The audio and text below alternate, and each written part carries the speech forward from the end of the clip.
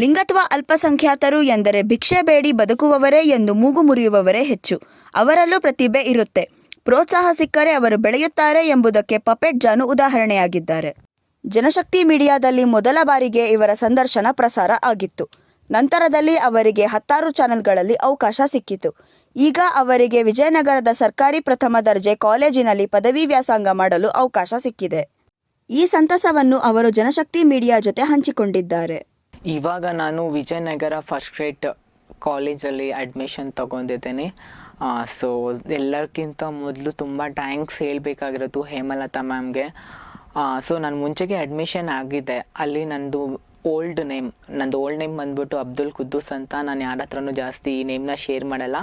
Like old ನೇಮಲ್ಲಿ ನನಗೆ admission ಕೊಟ್ಬಿಟ್ರು. Like new ನೇಮಲ್ಲಿ ನನಗೆ admission ಆಗಲ್ಲ ಅಂತ ನಾನು ತುಂಬ ಅವಮಾನ ಅನುಭವಿಸ್ಬಿಟ್ಟು ಇಲ್ಲ ನಾನು ಕಾಲೇಜ್ಗೆ ಹೋಗಲ್ಲ ಅಂತ ಬಿಟ್ಟು ನಾನು ಆ ಕಾಲೇಜ್ಲಿಂದ ಮತ್ತೆ ಬಂದುಬಿಟ್ಟಿದೆ. ಮತ್ತು ನನಗೆ ಹೇಮಲತಾ ಮ್ಯಾಮ್ ಕಾಲ್ ಮಾಡಿಬಿಟ್ಟು ಇಲ್ಲ ಟ್ರಾನ್ಸ್ ಪೀಪಲ್ಸೂ ಓದೋಕ್ಕಂಥ ಅವಕಾಶ ಇದೆ, ಏನೇ ಬರಲಿನೋ ನಾನು ನೋಡ್ಕೊತೀನಿ, ನೀನು ಕಾಲೇಜಲ್ಲಿ ಬಾ ಅಂತ ಬಿಟ್ಟು ಮ್ಯಾಮೇ ನನ್ನ ಕಾಲೇಜ್ ಫೀಸ್ನ ಕಟ್ಬಿಟ್ಟು ಸೊ ಅಪ್ಲಿಕೇಶನ್ ಹಾಕೋದ್ವರೆಗೆ ಹಿಡಿದು ಎಲ್ಲನೂ ಮ್ಯಾಮ್ ಅಲ್ಲಿರೋಕ್ಕಂಥ ಸ್ಟಾಫ್ಸ್ ಆಗಲಿ ಟೀಚರ್ಸ್ ಆಗಲಿ ನಮ್ಮ ಪ್ರಿನ್ಸಿಪಲ್ ಮ್ಯಾಮ್ ಆಗಲಿ ಎಲ್ಲರೂ ನನಗೆ ತುಂಬ ಅಂತೆಲ್ಲ ಅಂದರೆ ತುಂಬ ಹೆಲ್ಪ್ ಮಾಡಿದ್ದಾರೆ. ಸೊ ನನ್ನ ಡಾಕ್ಯುಮೆಂಟ್ಸು ಅಬ್ದುಲ್ ಕುದ್ದೂಸ್ ಅಂತ ಲೈಕ್ SLC ಮತ್ತು PUC ಮಾರ್ಕ್ಸ್ ಕಾರ್ಡಲ್ಲಿ ಇದ್ರೂ ಲೈಕ್ ಆಧಾರ್ ಕಾರ್ಡ್ ಪ್ಯಾನ್ ಕಾರ್ಡಲ್ಲಿ ಏನಿದೆ ಆ ಹೆಸರಿನಿಂದಾನೇ ನನಗೆ ಅಡ್ಮಿಷನ್ ಕೊಟ್ಟಿದ್ದಾರೆ. ಸೊ ಅದಕ್ಕೆ ನಾನು ಚಿರುಋಣಿ ಆಗಿದ್ದೀನಿ. ಸೊ ಇವಾಗ ಮತ್ತೆ ಒಂದೇನು ಅಂತ ಹೇಳ್ದ ಅಂದರೆ ಎಲ್ರಿಗೂ ಒಂದು ಕ್ಯೂರಿಯಾಸಿಟಿ ಇದ್ದೇ ಇರುತ್ತೆ. ಟ್ರಾನ್ಸ್ ಪೀಪಲ್ಸ್ ಕಾಲೇಜ್ಗೆ ಹೋದಾಗ ಅಲ್ಲಿ ಹುಡುಗ ಹುಡುಗಿ ಯಾವ ಥರ ನೋಡ್ತಾರೆ, ಅವ್ರ ಜೊತೆ ಮಾತಾಡ್ಸಲ್ಲ ಅಂತ ಅದು ಎಲ್ಲ ಕಡೆನೂ ಇದ್ದೇ ಇರುತ್ತೆ. ಟ್ರಾನ್ಸ್ ಪೀಪಲ್ಸ್ ಯಾವುದಾದ್ರೂ ಒಂದು ಜಾಗಕ್ಕೆ ಹೋದ ಅಂತಂದರೆ ಹುಡುಗರು ನೋಡೋಕ್ಕಂಥ ರೀತಿಯೇ ಬೇರೆ ಇರುತ್ತೆ, ಹುಡುಗಿರು ನೋಡೋಕ್ಕಂಥ ರೀತಿಯೇ ಬೇರೆ ಇರುತ್ತೆ. ನನಗೇನು ಅದರಿಂದ ಪ್ರಾಬ್ಲಮ್ ಏನಿಲ್ಲ. ನಾನು ಅವ್ರ ಥರ ಅಂತಬಿಟ್ಟು ನನ್ನ ಫ್ರೆಂಡ್ಸ್ ಯಾರು ಮಾತಾಡಿಸ್ಲಿ ಇಲ್ಲ, ಅವ್ರು ಮಾತಾಡ್ಸಿಲ್ಲ ಅಂದ್ರೂ ನಾನೇ ಹೋಗ್ಬಿಟ್ಟು ಮಾತಾಡ್ಸ್ತೀನಿ, ಹೇಗಿದ್ದೀರಾ ಚೆನ್ನಾಗಿದ್ದೀರಾ ಅಂತ. ಸೊ ಎಲ್ಲ ಹುಡುಗಿಯರು ಆಲ್ಮೋಸ್ಟ್ ಅಲ್ಲಿ ನನಗೆ ಅಡ್ಜಸ್ಟ್ಮೆಂಟ್ ಆಗಿದ್ದಾರೆ ಕಾಲೇಜಲ್ಲಿ.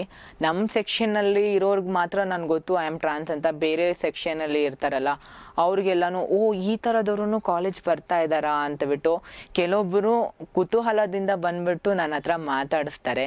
ಇನ್ನು ಕೆಲವೊಬ್ಬರು ಮಾತಾಡಿಸ್ಬೇಕಾ ಬೇಡ ಅಂತಬಿಟ್ಟು ಯೋಚನೆ ಮಾಡ್ಕೊಂತ ದೂರದಿಂದ ಗುರಾಯಿಸ್ಕೊಂಬಿಟ್ಟು ನೋಡೋರಿಗೆ ನಾನೇ ಹೋಗ್ಬಿಟ್ಟು ಮಾತಾಡಿಸ್ತೀನಿ ಹೇಗಿದ್ದೀರಾ ಅಂತ. ಯಾಕಂತ ಹೇಳ್ದ ಅಂದರೆ ನಮ್ಮ ಕಾಲೇಜಿಗೆ ಟ್ರಾನ್ಸ್ ಪೀಪಲ್ ಅಡ್ಮಿಷನ್ ಆಗಿರೋದು ಫಸ್ಟ್ ಅಂದರೆ ನಾನೇ.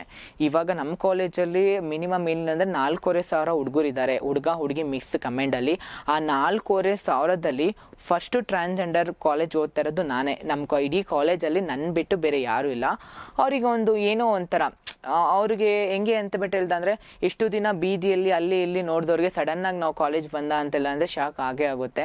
ಸೊ ಅದರಿಂದನೇ ಕೆಲವೊಬ್ರು ನೋಡ್ತಾ ಇರ್ತಾರೆ, ಕೆಲವೊಬ್ಬರು ಅವರು ಓದ್ತಾ ಇದ್ದಾರಪ್ಪ ನಾವು ಚೆನ್ನಾಗಿ ಓದಬೇಕು ಅಂತ ಬಿಟ್ಟು ಹೇಳೋರು ಇರ್ತಾರೆ. ಇವಾಗ ನಾನು ಒಬ್ಬಳು ಕಾಲೇಜ್ ಮೆಟ್ಲು ಹತ್ತಿದ್ದೀನಿ ಅಂತೆಲ್ಲ ಅಂದರೆ ನನ್ನ ನೋಡ್ಬಿಟ್ಟು ಬೇರೆ ಟ್ರಾನ್ಸ್ಜೆಂಡರ್ಸು ಸೊ ಎಷ್ಟೋ ಜನ ಟ್ರಾನ್ಸ್ಜೆಂಡರ್ಸ್ ಏನು ಅಂತೆಲ್ಲ ಅಂದರೆ ನಮ್ಮ ಸರ್ಟಿಫಿಕೇಟ್ಸ್ ಇಲ್ಲ, ನಮ್ಮ ಕಾಲೇಜಲ್ಲಿ ಅಡ್ಮಿಷನ್ ಮಾಡ್ಕೊತಾರೋ ಇಲ್ಲೋ, ನಮ್ಮ ಕಾಲೇಜಲ್ಲಿ ತಗೊತಾರೋ ಇಲ್ವೋ ಅಂತಬಿಟ್ಟು ನಾವು ಯೋಚನೆ ಮಾಡ್ತಾ ಇದ್ವಿ. ಆ ಥರದ್ದು ಯಾವುದೂ ಇಲ್ಲ. ನಾವು ಟ್ರೈ ಅಂತೂ ಮಾಡಲೇಬೇಕು. ನಮ್ಮ ಕಾಲೇಜಲ್ಲಿ ಅಡ್ಮಿಷನ್ ಸಿಗುತ್ತೋ ಸೀಟ್ ಸಿಗುತ್ತೋ ಅದು ಸೆಕೆಂಡ್ರಿ.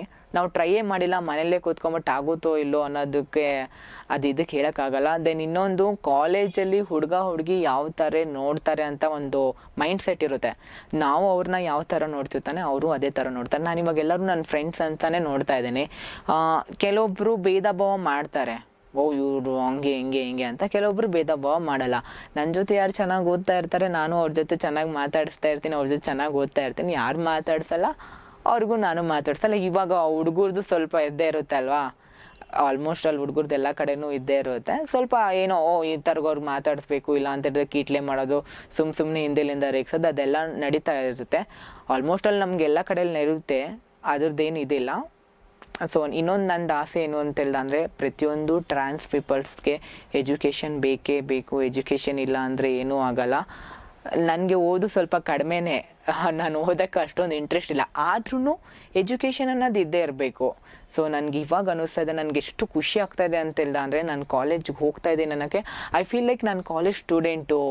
ಏನೋ ನನಗೆ ನನ್ನ ಡಿಗ್ರಿ ನಾನು ತೊಗೊತೀನಿಲ್ಲೋ ಗೊತ್ತಿಲ್ಲ, ಬಟ್ ಆ ಹುಡುಗಿರ ಜೊತೆ ಮಿಂಗಲ್ ಆಗೋದು. ನಾನು ಇಷ್ಟು ದಿನ ನನ್ನ ಕಮ್ಯುನಿಟಿ ಪೀಪಲ್ ಜೊತೆ ಮಿಂಗಲ್ ಆಗ್ತಾಯಿದ್ದೆ ಜಾಸ್ತಿ. ದೆನ್ ನನಗೆ ಇದೊಂದು ಹೊಸ ಪ್ರಪಂಚ ಥರ ಅನ್ನಿಸ್ತಿದೆ. ಹುಡುಗ ಹುಡುಗಿ ಜೊತೆ ಕೂತ್ಕೊಂಡ್ಬಿಟ್ಟು ಓದೋದು, ಲೈಕ್ ಅವ್ರ ಜೊತೆ ಫ್ರೆಂಡ್ಶಿಪ್ ಮಾಡ್ಕೊಳ್ಳೋದು ತುಂಬ ಯೂನಿಕ್ ಆಗಿದೆ.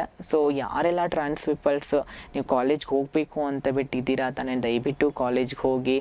ಇನ್ನು ಬರೋ ಮುಂದಿನ ದಿನಗಳಲ್ಲಿ ಯಾರೇ LGBTQI+ ಇರ್ಬೋದು, ಅವ್ರಿಗೂ ನಾವು ಒಂದು ಮಾದರಿಯಾಗಿರ್ತೀವಿ. ಓಕೆ, ನಮ್ಗಿಂತ ನಾನು ನೋಡಿ ಇವಾಗ ಬೇರೆಯವ್ರು ನೋಡ್ಬಿಟ್ಟೆ ನಾನು ಕಲ್ತಿರೋದು. ಬೇರೆಯವ್ರು ಮುಂದೆ ಬಂದಿದ್ದಾರೆ ಅಂದಕ್ಕೆ ನಾನು ಮುಂದೆ ಬಂದಿರೋದು. ಅವ್ರು ಯಾರೂ ಮುಂದೆ ಬಂದಿಲ್ಲ ಅಂತ ಹೇಳಿದ್ರೆ ನಾನು ಮುಂದೆ ಬರೋಕ್ಕೆ ಸಾಧ್ಯನೇ ಇರಲಿಲ್ಲ.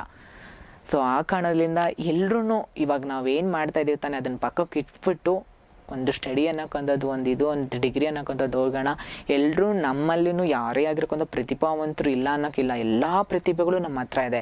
ಅದನ್ನು ನಾವು ತೋರಿಸ್ಕೊಳ್ತಾ ಇಲ್ಲ, ಉಪಯೋಗಿಸ್ತಾ ಇಲ್ಲ. ಯಾರ್ಯಾರೋ ಏನೇನೋ ಮಾಡ್ಬಿಟ್ಟು ಉಪಯೋಗಿಸ್ಕೊತಾ ಇದ್ದಾರೆ. ಸೊ ನಮ್ಮಲ್ಲಿ ಇರೋಕ್ಕಂಥ ಪ್ರತಿಭೆಗಳನ್ನ ನಾವೆಲ್ರಿಗೂ ತೋರಿಸೋಣ, ಜಗತ್ತಿಗೆ ಒಂದು ಮಾದರಿ ಆಗೋಣ ಅಂತ ಹೇಳ್ಬಿಟ್ಟು ನಾನು ನಿಮ್ಮಲ್ಲಿ ಕೇಳ್ಕೊತೀನಿ. Thank you so much.